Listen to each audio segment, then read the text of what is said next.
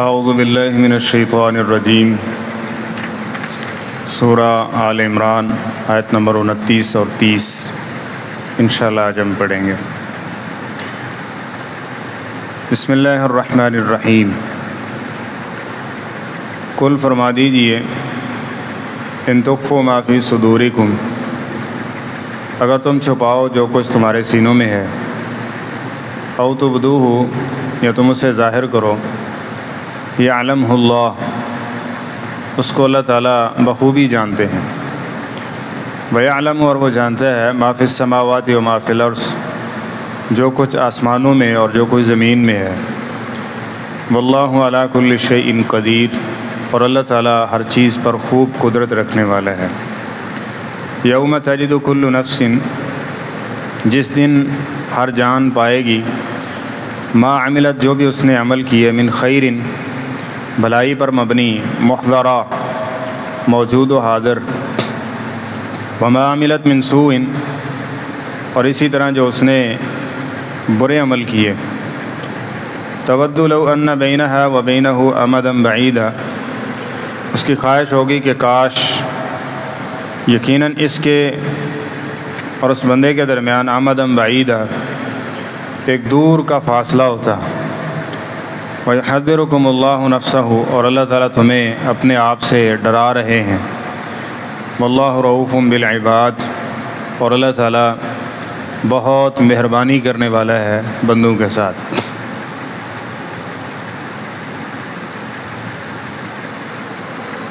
دینی احکامات کو دل و جان سے تسلیم کرنا، اس کا نام ایمان ہے، اور اس پر اظہار ناپسندیدگی یا شرعی حکم کے بارے میں دل میں کوئی میل رکھنا، یہ انسان کو نفاق کی طرف لے جاتا ہے اور ایمان کمزور کرتا ہے۔ پہلی آیات میں حکم دیا گیا کہ ایسا کرنا ہے، اور اس کے بعد یہ تنبیہ کی گئی کہ ان احکامات کو دل و جان سے تسلیم کرنا ہے۔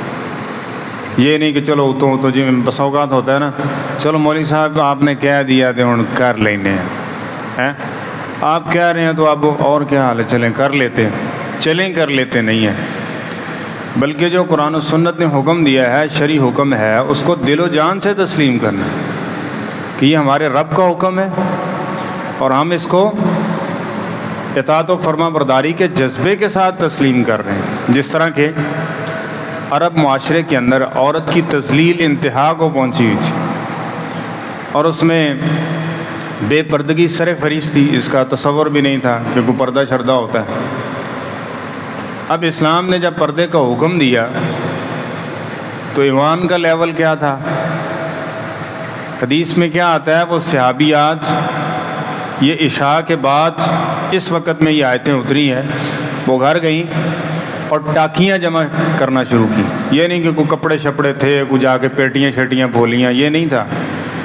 کچھ چھوٹی موٹی ٹاکیاں ہیں، ان کو جمع کر رہی ہیں، جمع کر کے ان کو سی رہی ہیں۔ ساری رات مدینے میں چراغ جل رہے ہیں، اور وہ چراغ جلا کے اس کی روشنی کے اندر وہ خمار کہتے ہیں بڑی چادر کو، وہ یہ بنا رہی ہیں۔ صبح تک ایسے ہی ہوا، فجر کی نماز انہوں نے پڑھی تو پردہ کر کے پڑھی، اور پھر اگلی بات جو ہے وہ ہمارے لیے اور قیامت تک آنے والے لوگوں کے لیے ایک نمونہ ہے۔ ایویں نہیں اللہ تعالیٰ نے ان کو نبی کریم صلی اللہ علیہ وسلم کی صحبت کے لیے چنا تھا، وہ دل و جان کے بڑے صاف لوگ تھے اور بڑے ہے نا نصیب والے لوگ تھے۔ تو وہ عورتیں فجر کی نماز نبی کریم صلی اللہ علیہ وسلم کے ساتھ باجماعت پڑھی، اور بعد میں جب گھر پہنچی تو اپنے شوہروں سے کہنے لگیں کہ جو اللہ کے رسول صلی اللہ علیہ وسلم نے ہمیں حکم دیا تھا پردے والا، ہم نے اس پہ عمل کر لیا ہے، اللہ کے رسول صلی اللہ علیہ وسلم سے پوچھیے ہمارے لیے اور کیا ہمارے رب کا حکم ہے، آپ ہمیں بتائیں، ہم اس پر بھی عمل کرنے کے لیے تیار ہیں۔ یہ جذبہ، یہ ایمان، یہ ہونا چاہیے۔ اب اس میں کمی کوتاہی ہوتی رہتی ہے، کمی کوتاہی ہوگی، بیس ٹھیک ہو نا، بنیاد ٹھیک ہو تو بندہ تھوڑا بہت اگر اس میں اونچ نیچ ہو جاتا ہے نا تو وہ اپنی اصل کی طرف لوٹ آئے گا۔ تو بیس اور بنیاد یہ ہے کہ جو شرعی حکم ہے اس کو دل و جان سے تسلیم کرنا، کراہت کے ساتھ نہیں، مجبوراً نہیں، بلکہ اس کو اللہ تعالیٰ کی اطاعت و فرمانبرداری اس انداز میں کہ میرے رب کا حکم ہے اور میں نے اس کو پوری اطمینان کے ساتھ اور خوشی کے ساتھ اس کو تسلیم کرنا ہے، پھر وہ ایمان میں اضافے کا سبب بھی بنے گا، اللہ کی محبت و قربت کے حصول کا ذریعہ بھی ہوگا۔ اور ان کے لیے یہ چیزیں کچھ مددگار ہیں۔ وہ کون سی ہیں؟ کہ جو چیزیں بندے کے اختیار سے، یعنی بندہ بندے کے بارے میں نہیں جان سکتا لیکن اللہ تعالیٰ جانتا ہے۔ اس میں سے ایک کیا ہے کہ اللہ تعالیٰ تمہارے دلوں کو جانتا ہے، دلوں کو جانتا ہے۔ یہ قربانی آ رہی ہے نا، اس قربانی کے بارے میں اللہ تعالیٰ کیا فرماتے ہیں؟ گوشت تم نے کھانا ہے، خون نیچے بہا دو گے، قربانی تم نے اللہ کے لیے کی ہے۔ ہم کیا دیکھ رہے ہیں تمہاری قربانی میں؟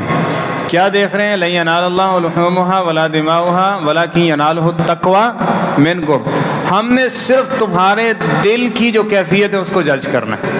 اس کے اندر کیا ہے، وہ کس نیت کے ساتھ تم نے قربانی خریدی، کس نیت کے ساتھ چھری چلائی، کس نیت کے ساتھ تم نے یہ قربانی کی، بس ہم نے صرف یہی دیکھنا ہے۔ باقی گوشت بھی تسی کھانا ہے، ٹھیک ہے، خون تم نے اس کا بہا دیا۔ پہلے دور میں چمڑے استعمال کے لیے رکھ لیے جاتے تھے، یعنی فائدہ تم نے ہی اس سے اٹھانا ہے، لیکن اللہ تعالیٰ نے یہی دیکھنا ہے کہ یہ عمل تم کس نیت کے ساتھ کر رہے ہو، محبت کے ساتھ کر رہے ہو، یہ دیکھا دیکھی لوگ کیا کہیں گے، اڈا چودھری تھے قربانی نہیں کر رہا، یا بچے منہ دیکھیں گے لوگوں کی طرف کہ گوشت آتا ہے کہیں سے۔ یہ ساری چیزیں مائنس کرنے کی کوشش کرنا، اور بار بار اپنے دل کو یہ سمجھائیں اور بولیں اس کو کہ ہم نے یہ جو کام کرنا ہے کس کی رضا کے لیے، اس اللہ کی رضا و حکم کے لیے، اس کے لیے یہ کرنا ہے، ٹھیک ہے۔ تو فرمایا گیا کل ان تخفوا، آپ ان سے کہہ دیجئے کہ اگر تم کسی چیز کو اپنے سینے میں چھپاؤ گے یا اسے ظاہر کرو گے تو یعلمہ اللہ، یہ خوب جان لو کہ اس کو اللہ تعالیٰ بخوبی جانتا ہے، وہ اللہ تعالیٰ کے علم میں ہے۔ وَيَعْلَمُ مَا فِي السَّمَاوَاتِ وَمَا فِي الْأَرْضِ، اور ساتھ میں ایک اور مزید اس کے ذہن کو اس طرح سے کھولا گیا، اور اللہ تعالیٰ تمہارے سینوں کی باتوں کو بھی جانتا ہے، اور زمین و آسمان میں جو کچھ ہے وہ ذرے ذرے سے واقف ہے، کچھ بھی اس سے چھپا ہوا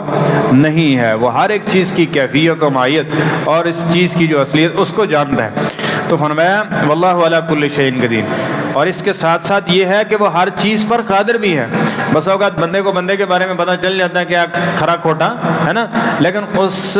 کے مطابق اس پر وہ اپنا ری ایکشن نہیں دے سکتا۔ اگر کوئی مثلا اس میں کمی کوتاہی ہے تو اس کے سزا کا معاملہ بنتا ہے تو امپلیمنٹ نہیں کروا سکتا اس کے اوپر، ہے نا، ہوتا ہے، اس پہ قادر نہیں ہوتا۔ جبکہ وہ رحیم اور کریم ایسا رب ہے کہ وہ ان ساری چیزوں کو جانتا بھی ہے، اور وہ جو چاہے وہ کر بھی سکتا ہے، مواخذہ بھی ہو سکتا ہے، پکڑ دکڑ بھی۔ بات کرنے کا کیا مقصد ہے کہ اگر کوئی نیت کھوٹی سیدھی ہوئی تو جس طرح بعض لوگوں کا ہوتا ہے، کوئی گل نہیں، خیر ہے، چلن دو، ٹپائی رکھو، بس جس طرح معاملہ چل رہا ہے نا اسی طرح دگڑ مگڑ چلائی رکھیں، اس کو جاری رکھیں اس کو۔ تو فرمایا کہ اللہ تعالیٰ ہر چیز پر قادر ہے۔ آپ دیکھیں کسی کے بارے میں پتہ چل جائے، ایک ملازم ہی ہے، اس کے مالک کو وہ جان لے کہ یہ شخص 2 نمبری کر رہا ہے، چکر دے رہا ہے، تو وہ کیا کرے گا؟ فوراً ایکشن لے گا نا اس کے اوپر، ٹھیک ہے۔ اسی طرح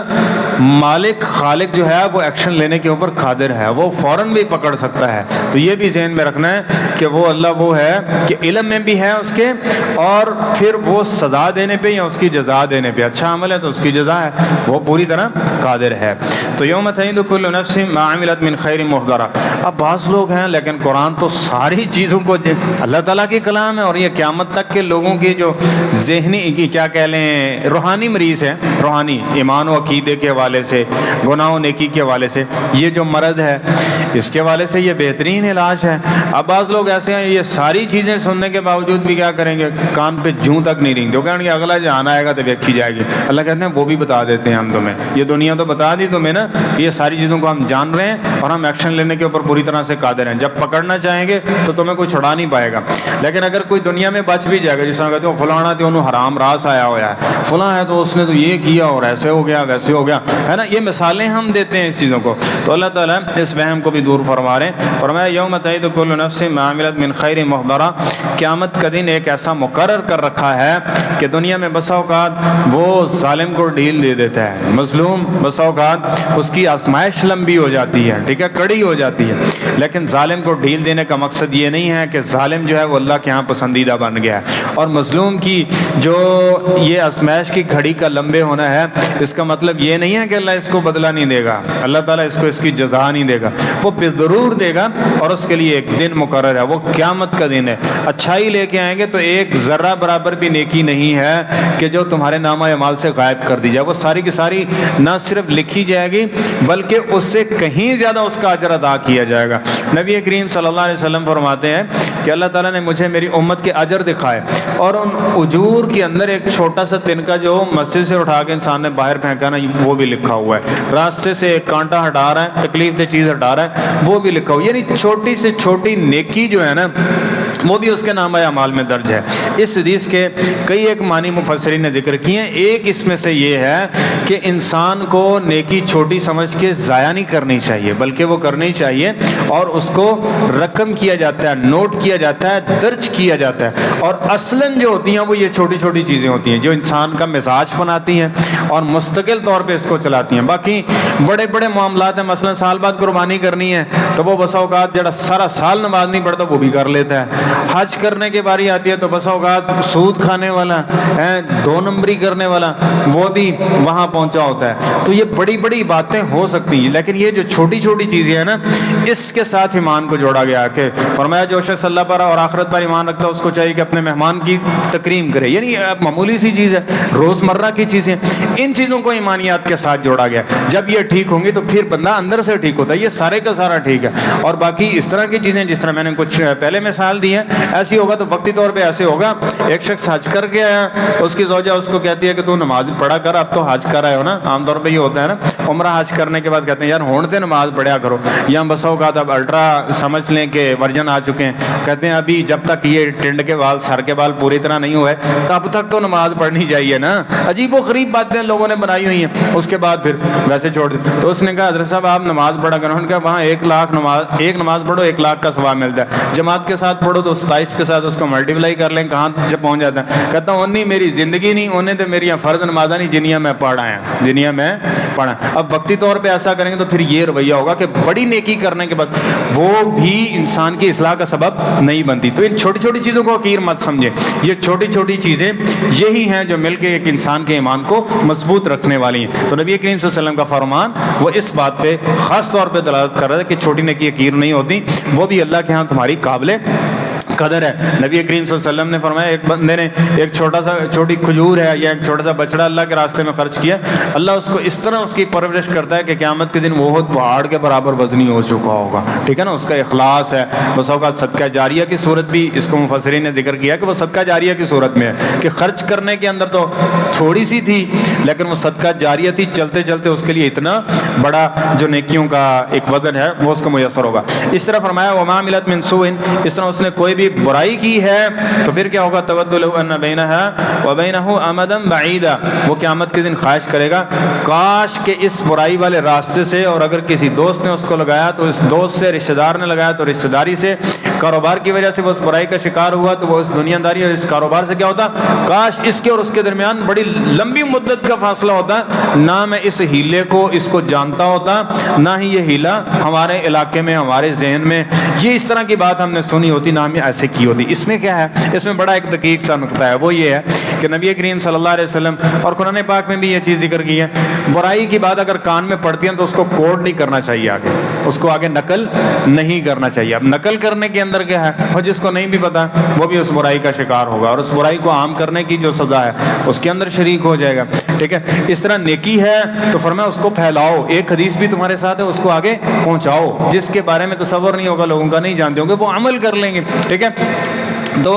اس اعتبار سے پھر اس کی خواہش یہ ہوگی کہ ایسے دوست سے، ایسے کاروبار، ایسے رشتہ داری، ایسے تعلق سے میں کوسوں دور ہوتا کہ جس کا اثر مجھ پہ نہ پڑتا، جس کی وجہ سے میں یہ گناہ کیا میں نے، تو کاش اس کے اور اس کے درمیان اب یہاں سے آپ یہ اندازہ لگا لیں کہ جو گناہ کی سنگینی ہے اس کی سزا ہے وہ کس قدر خوفناک ہوگی، کہ وہ یہ خواہش کر رہا ہے کاش کہ میں اس کے قریب نہ ہوتا اور مجھ سے یہ نہ ہوتا۔ وَيَحْذِرُكُمُ اللَّهُ نَفْسَهُ، اور آگے اللہ تعالیٰ فرما رہے ہیں ہم تمہیں اپنے آپ سے ڈرا رہے ہیں، یعنی اللہ کہہ رہا ہے میں اپنے نفس سے تمہیں ڈرا رہا ہوں کہ اللہ کتنا عظیم قادر اور قویر ہے، تم اس کو مان رہے ہو، اس کے باوجود بھی اس سے نہیں ڈرتے، جبکہ دنیا کا ایک چھوٹا سا حکمران ہے، ٹھیک ہے، چھوٹا سا عہدیدار ہے، اس سے تم ڈرتے بھی ہو، قانون کو بھی فالو کرتے ہو، اور جو ساری کائنات کا مالک الملک ہے، بادشاہوں کا بادشاہ ہے، اور وہ پوری طرح سے قادر ہے، اور پھر اس نے حساب و کتاب بھی لینا ہے، ٹھیک ہے، ہم اس کی مخلوق ہیں اور سارے احسانات بھی اسی کے ہیں، تو اس سے کوئی خوف، اس سے کوئی ڈر، ٹھیک ہے، یہ ہے ہی نہیں ہے۔ تو وہ یہ جو چیزیں ہیں اس طرح کی جو ذکر کی گئی، یہ انسان کے اس طرف توجہ اور راغب فرماتی ہیں۔ اور آگے دیکھیں وہ کتنا رحیم اور کریم ہے، آگے ذکر کر دیا واللہ رؤوف بالعباد، اگر تم سیدھے ہو جاؤ گے، مغفرت کی طرف آ جاؤ گے، درست راستے کا انتخاب کرو گے، تو بڑی مہربانیاں ہوں گی تم پہ، بڑی مہربانیاں ہوں گی۔ مثلاً ایک شخص توبہ کر لیتا ہے تو اللہ اس کے گناہوں کو معاف کر دیتا ہے، اور اخلاص نیت کے ساتھ کرتا ہے تو اللہ اس کے گناہوں کو نیکیوں میں تبدیل کر دے۔ واللہ رؤوف بالعباد، اللہ بے حد مہربانی کرنے والا ہے۔ صرف یہ ہے کہ اس کی بات ماننے کا عزم کیجئے اور اس راستے کے اوپر چلیں، اللہ تعالیٰ کی مدد نصرت شامل حال ہوگی۔ اللہ تعالیٰ ہمیں برائیوں سے محفوظ فرمائے اور نیکی کرنا ہم سب کے لیے آسان فرمائے۔